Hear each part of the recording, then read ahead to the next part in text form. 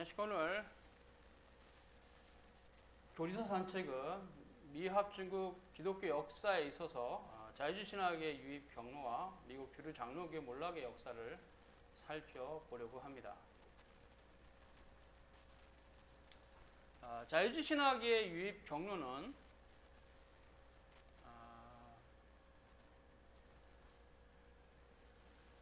미국 장로교의 분열과 회중교의 분열과 연결됩니다.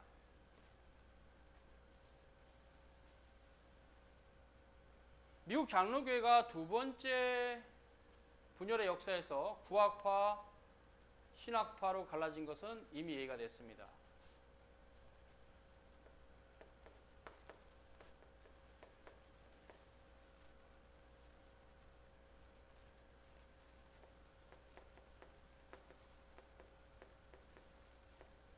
구학파와 신학파로 갈라졌죠.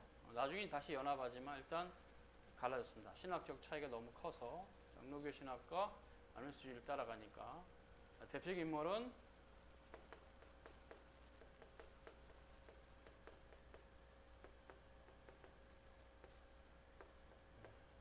찰스 핫지와 타일러가 있습니다. 그런데 회중교회도 분열이 있었어요. 그 안에서.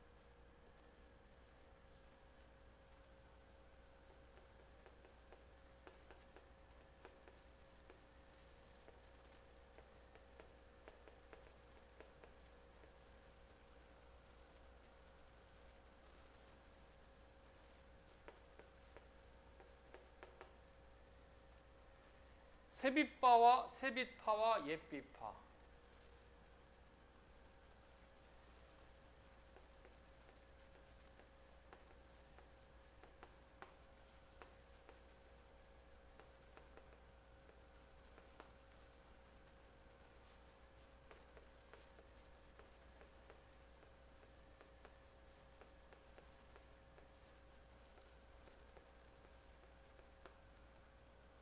장로교는 올드 스쿨, 뉴 스쿨 이렇게 크게 네 부류로 갈라졌어요. 이게 신학적 차이입니다.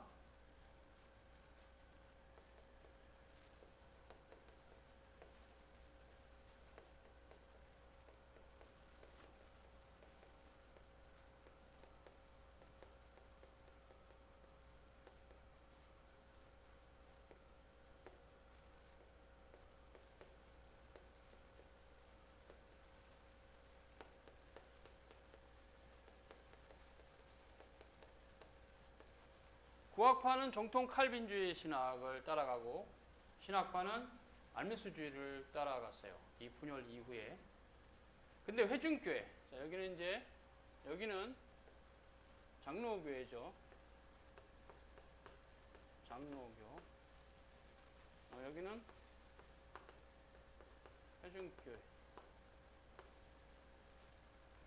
자, 이렇게 이제 그러니까 교파는 다른데, 그런데 여기서 보시면 알겠지만 이 신학파와 세빛파는 서로 가까워요. 신학적 입장이 알미스 교리입니다.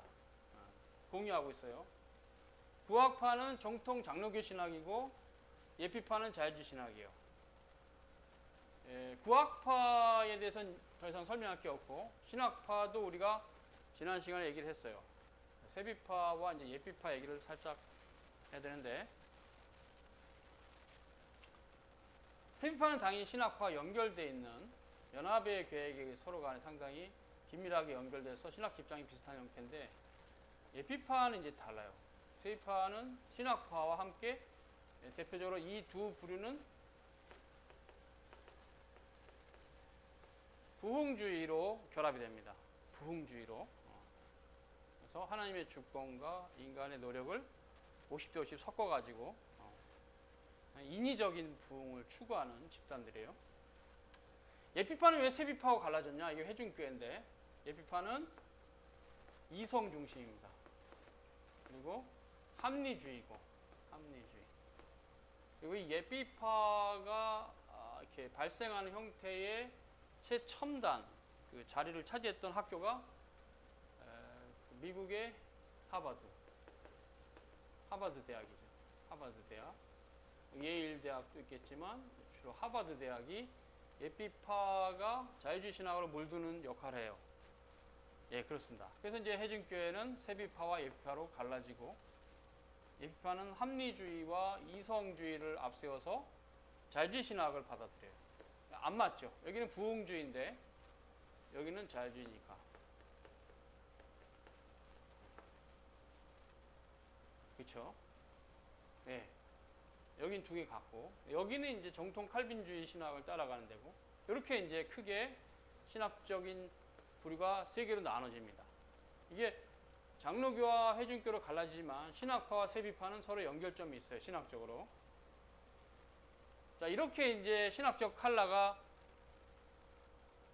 나눠졌기 때문에 더 이상 이제 이 부류들은 서로 섞으면 안 돼요. 근데 섞습니다. 예비파가 세비파 영향을 끼치고, 세비파가 신학파 영향을 끼치고, 신학파가 나중에 구학파 연결되면서 구학파가 무너지는 계기가 돼. 이게 바이러스로 얘기하면 이렇게 전파되는.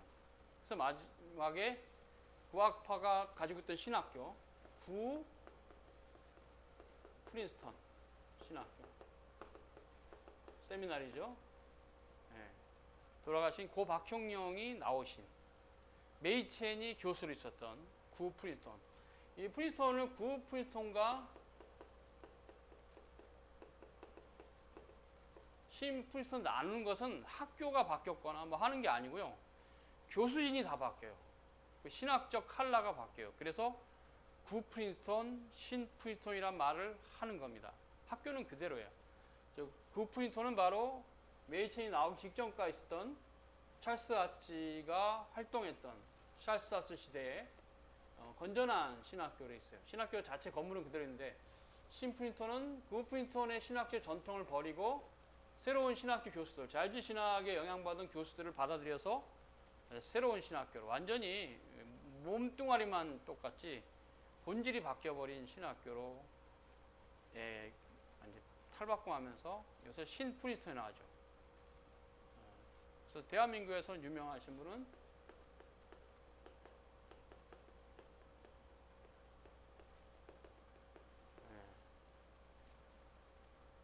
조선신학교를 세웠던 일제시대 장고원 김재준 박사가, 그분이 여기 신 프린스턴 출신이에요.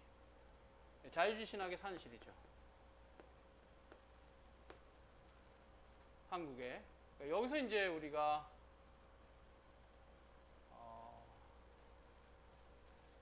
자유주의 신학의 유익 경로를 알 수가 있습니다. 자유주의 신학의 유익 경로를. 네, 그런데 자유주의 신학의 유익 경로를 우리가 알 수 있는데,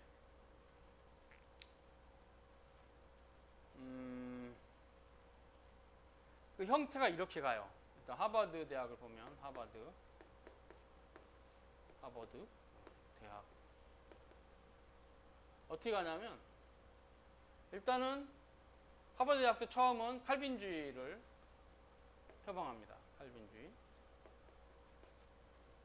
그러다가 세월이 가면 알미니우스주의를 받아들여요. 알미니우스주의. 그래서 이렇게 변질돼요. 그리고 이제 알미니우스주의 다음에는 자유주의 신학이 들어갑니다. 이 과정을 거쳐서 신학교가 몰락해 가요. 항상 그래요. 유럽에도 그랬고 미국도 그래요. 유럽의 대표적으로 화란이라면 개혁교회가 있는 화란은 레이든 대학교, 레이든 신학교라 해도 되고요. 이 레이든 대학교도 17세기까지는 정통 칼빈주의를 표방했던 신학교인데, 벌써 18세기가 되면 알미니우스주의를 표방하는 신학교로 바뀌고, 나중에 이제 그 이후에는 아예 이제 자유주의 신학의 화란에 있는 자유주의 신학의 산실이 되죠. 이렇게 정통 신학이 잠식되고 몰락해가는 역사가, 과정이 칼빈주의를 버리면 알미니우스주의로 가고, 알미니우스주의를 버리면 자유주의로 가고, 달리 얘기하면 칼빈주의를 버리고 알미니우스로 가면 필연적으로 알미니우스도 또 어느 정도 어느 시대는 버리고 자유주의 신학으로 가요. 그래서 결국 하나님이 없다 신학이 판을 치는 그런 학교로 가요. 신학교는. 그래서 하버드 대학이나 하란의 레이든 신학교는 그렇게 하나님 없다 신학으로 갔어요. 그 흐름이에요. 자유주의 신학의 유익 경륜은 항상 칼빈주의 신학을 포기하는 그 순간이 이미 자유주의 신학이 올 수 있는 모든 길을 열어버린 형태예요. 알미니스주의로 가죠. 칼빈주의를 버리면 알미니스주의로 가게 돼 있고, 알미니스주의로 가면 자유주의 신학으로 가게 돼 있어요. 미국의 자유주의 신학의 유익 경로는 그렇게 돼 있어요. 칼빈주의에서 알미니스주의로 자유주의 신학으로 이렇게 해요. 그러니까 대체로 신학교와 그냥 교회, 현장의 교회, 이 괴리가 굉장히 커져요. 가리 갈수록. 왜냐하면 여기 보세요. 장로교회도 구학파 신학처가 합쳤다는 것은 부흥주의로 가기로 했다는 거예요. 구학파가 포기한 거죠. 정통 칼빈주의를. 교회는 부흥주의로 가고 신학은 자유주의로 가고, 이게 미국 장로교 역사의 몰락의 과정이에요. 그래서 신학과 삶이 괴리가 되고 교리와 신앙이 괴리가 되는 이런 역사로 나아갑니다. 그래서 신학은 점점 자유주의 신학으로, 신앙은 더욱더 부흥주의 신앙으로 가면서 교리가 사라져버린 그런 교회로, 교리가 그냥 붕 떠버린 그런 교회로 갑니다. 그게 이제 미국 장로교의 역사예요. 미국 장로교 역사. 오늘 이제 2번까지 하면 오늘 강의를 마치겠는데요. 이번 시간은 미국 장로교의 몰락의 역사는 바로 이것과 연결이 돼요. 19세기에 유럽으로부터 계속적으로 잘못된 세속사상, 계몽주의 이후에 일어나고 그것이 미국에 수입이 되고, 그때 이제 그런 움직임 가운데 미국의 유니온 신학교를 중심으로 찰스 브리그라는 학자가 성경의 오류를 주장하면서, 그때는 1893년경인데 그때는 브리그가 정직을 당합니다. 그런데 이 브리그의 사상은 신학교에서 센세이션을 일으키면서 후대 신학교는 학생들이 그 사상을 좋아하게 되고, 결국은 그 프린턴조차도 망가지고 몰락하는 역사로 가게 되는 것이 미국 주류 장로교의 몰락의 역사에 매우 중요한 부분을 차지합니다. 가장 먼저는 역사적으로 봤을 때 웨스트민스터 신앙고백서를 수정합니다. 최종적으로 몰락의 역사는 1903년에 웨스트민스터 신앙고백서의 대폭적인 부분 개정이 장로교 신학을 무너뜨리는 계기가 됐어요. 그리고 1920년에 장로교 신학의 정체성을 아예 버리고 완전히 화해를 주제로 하는 전혀 다른 신앙 고백을 내면서 1967년에 미 합중국 장로교회는 이제 흔히 쓰는 말로 종말을 구합니다.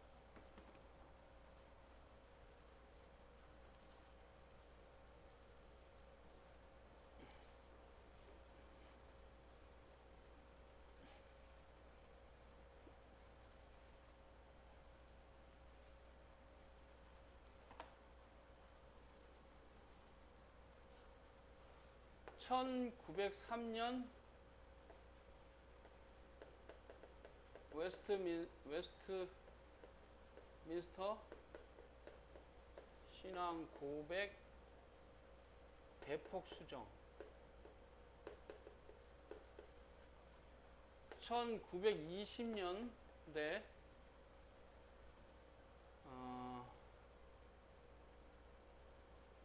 구 프린스턴 신학교 몰락.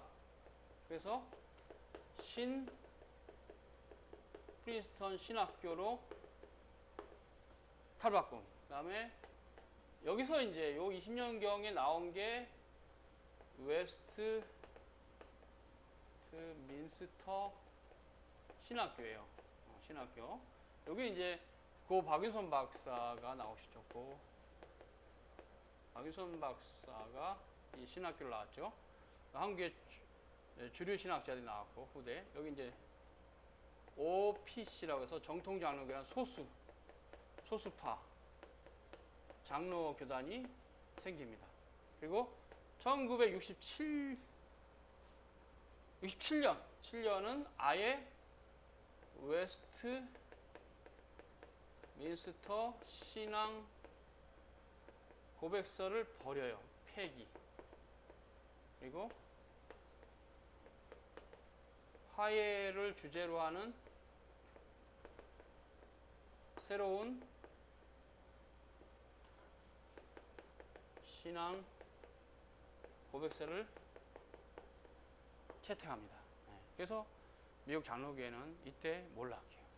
완전히 몰락.